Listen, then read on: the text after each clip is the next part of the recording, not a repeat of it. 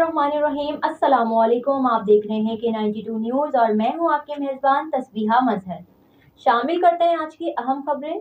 और अब बात करेंगे कराची की। SIU CIA कराची की शानदार कार्रवाई। SIU ने लैपटॉप, बैग्स और कैप्सूल्स में दुबई और श्रीलंका हेरोइन स्मगल करने की कोशिश नाकाम बना दी। 2 बैनुल-अक़वामी हेरोइन स्मगलर्स गिरफ्तार। SIU ने वकार हुसैन वल्द इफ्तिखार हुसैन, मोहम्मद फैसल वल्द मोहम्मद रजब को SM लॉ कॉलेज के करीब से काबू किया जब वो हेरोइन स्मगलिंग की तैयारी कर रहे थे। मुल्जिमान से कैप्सूल्स और लैपटॉप बैग में छुपाई 1 किलो से ज्यादा हेरोइन भी बरामद कर ली गई। दोनों स्मगलर्स हेरोइन बजरिया कैप्सूल अपने जिस्म के अंदर दुबई से मखसूस इंपोर्ट करदा लैपटॉप्स में खास तरीके से फिक्स करके दुबई और श्रीलंका स्मगल करते थे।